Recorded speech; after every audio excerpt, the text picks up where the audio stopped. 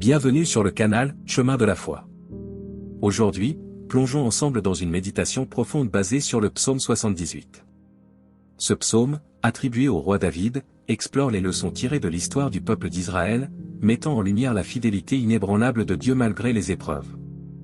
Rejoignez-nous pour une réflexion sur la gratitude, la foi et l'importance de transmettre les enseignements divins aux générations futures. Sans plus tarder, explorons ensemble les richesses spirituelles de ce psaume inspirant. Mais avant de commencer, nous vous invitons à cliquer sur « J'aime » et à vous abonner à la chaîne pour que nous puissions grandir ensemble dans la grâce. Le psaume 78, attribué au roi David, est une méditation profonde sur l'histoire du peuple d'Israël et la fidélité inébranlable de Dieu envers ses enfants. À travers ces 72 versets, le psalmiste explore les leçons tirées des expériences passées du peuple d'Israël, encourageant la réflexion et l'engagement envers Dieu. Versets 1 à 4, l'invitation à écouter l'enseignement. Le psalmiste commence par un appel à l'attention, invitant chacun à prêter l'oreille aux enseignements qui suivront. Il souligne l'importance de transmettre ces leçons aux générations futures, afin qu'elles ne répètent pas les erreurs du passé. Versets 5 à 8, l'urgence de se souvenir des merveilles de Dieu. Le psalmiste rappelle les actes puissants de Dieu, des miracles en Égypte aux manifestations de sa puissance lors de l'Exode. Il souligne l'importance de se souvenir de ces événements, soulignant que chaque génération doit reconnaître la main de Dieu dans son histoire. Verset septembre 2016, l'ingratitude du peuple. Malgré les merveilles accomplies par Dieu, le peuple d'Israël montre souvent de l'ingratitude envers lui. Le psalmiste évoque les rébellions, les murmures et l'oubli des bienfaits divins.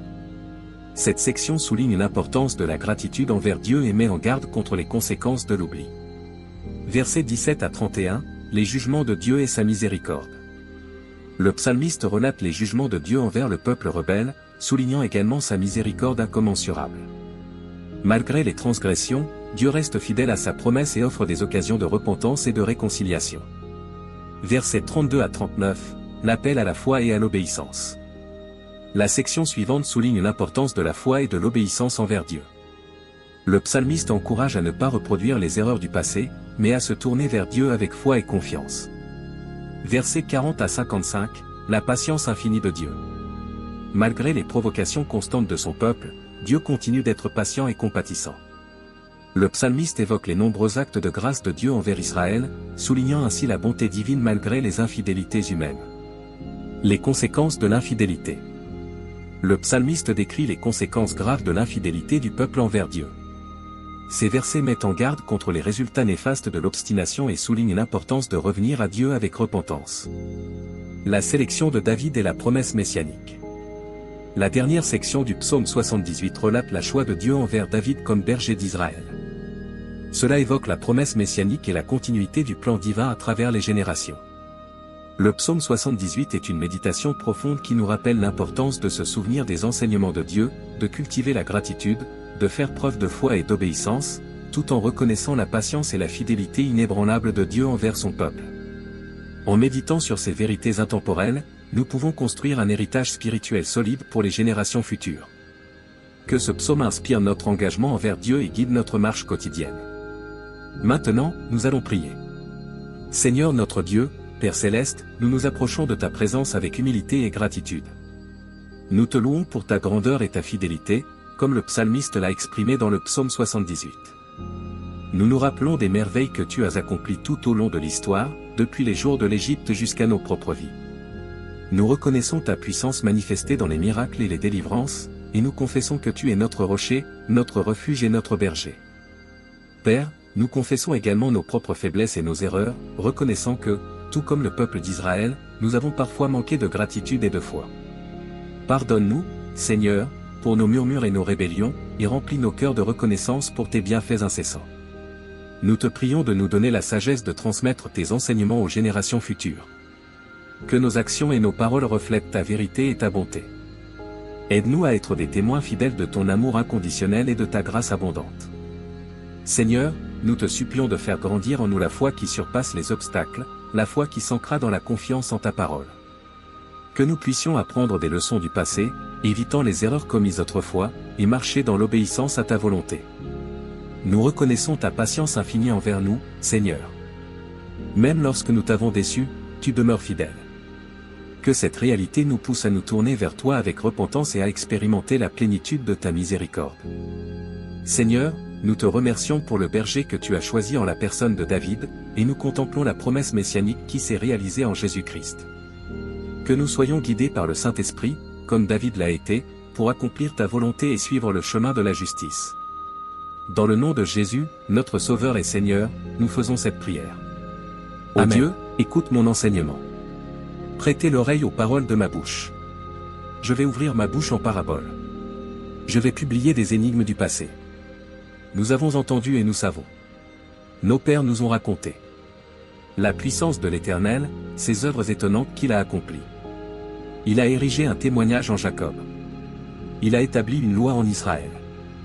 Il a commandé à nos pères de l'enseigner à leurs enfants, afin que la génération à venir le sache, même les enfants à naître, pour qu'ils se lèvent et le racontent à leurs enfants, afin qu'ils mettent leur confiance en Dieu, qu'ils n'oublient pas les œuvres de Dieu, qu'ils observent ses commandements, et qu'ils ne soient pas comme leur père, une génération rebelle et désobéissante, une génération dont le cœur n'était pas ferme, et dont l'esprit n'était pas fidèle à Dieu. Les enfants d'Éphraïm, armés de l'arc, se sont retournés au jour du combat. Ils n'ont pas gardé l'alliance de Dieu. Ils ont refusé de marcher dans sa loi. Ils ont oublié ses œuvres étonnantes, les merveilles qu'il leur avait montrées. Devant leur père, il a fait des miracles en terre d'Égypte, au champ de Tsoal. Il a fendu la mer et les a fait passer. Il a dressé les eaux comme une muraille. Il les a conduits le jour par la nuée, et toute la nuit par un feu illuminant. Il a fendu des rochers dans le désert. Il les a abreuves comme des flots abondants. Il a fait jaillir de l'eau du rocher. Il a fait couler des rivières comme des torrents. Cependant, ils ont continué à pécher contre lui, à provoquer le Très-Haut dans le désert. Ils l'ont tenté dans leur cœur, en demandant de la nourriture selon leurs désirs. Ils ont parlé contre Dieu. Ils ont dit, Dieu peut-il dresser une table dans le désert? Voici, il a frappé le rocher. Et des eaux ont jailli, des ruisseaux ont débordé. Peut-il aussi donner du pain ou fournir de la viande à son peuple? Lorsque le Seigneur l'entendit, il fut enflammé de colère. Un feu s'alluma contre Jacob. Sa colère s'éleva aussi contre Israël, parce qu'il ne croyait pas en Dieu, et ne se confiait pas en son salut. Il commanda aux nuages d'en haut. Il ouvrit les portes des cieux. Il fit pleuvoir sur eux la manne pour manger. Il leur donna du blé des cieux. L'homme mangea le pain des anges. Il leur envoya de la nourriture à satiété. Il fit souffler le vent d'Orient dans les cieux. Il conduisit par sa puissance le vent du sud. Il fit pleuvoir de la viande sur eux comme de la poussière, des oiseaux ailés comme le sable des mers. Il les fit tomber au milieu de leur camp, autour de leurs habitations. Ils mangèrent et furent rassasiés, car il leur donna ce qu'ils désiraient. Ils ne s'étaient pas détournés de leurs désirs. Leur nourriture était encore dans leur bouche. Lorsque la colère de Dieu s'éleva contre eux, il tua les plus forts d'entre eux. Il frappa les jeunes hommes d'Israël. Malgré tout cela, ils continuèrent à pécher. Et ils ne crurent pas en ses œuvres étonnantes. Il fit donc consumer leurs jours par la vanité, et leurs années par une terreur soudaine. Lorsqu'il les tuait, ils le cherchaient. Ils se tournaient vers Dieu avec un cœur contrit. Ils se souvenaient que Dieu était leur rocher, que le Très-Haut était leur rédempteur. Mais ils le flattaient de leur bouche, et ils lui mentaient de leur langue. Leur cœur n'était pas ferme envers lui. Il n'était pas fidèle à son alliance. Cependant, il était compatissant. Il pardonnait leur iniquité et ne les détruisait pas. Il détourna souvent sa colère, et ne réveilla pas toute sa fureur. Il se souvenait qu'il n'était que chair, un souffle qui s'en va et ne revient pas. Combien de fois ils le provoquèrent dans le désert, le chagrinèrent dans les lieux arides. Encore une fois, ils tentèrent Dieu, et ils limitèrent le Saint d'Israël. Ils ne se souvinrent pas de sa main, du jour où il les racheta de l'ennemi, lorsqu'il accomplit ses miracles en Égypte, et ses prodiges dans les champs de Tsoal. Il changea leur fleuve en sang, et leurs rivières, pour qu'ils ne puissent pas boire. Il envoya parmi eux des mouches venimeuses qui les dévorèrent, et des grenouilles qui les détruisirent. Il donna leurs fruits aux sauterelles, et leur travail aux sauterelles. Il détruisit leurs vignes par la grêle. Et leurs sycomores par des frimas. Il livra leur bétail à la grêle.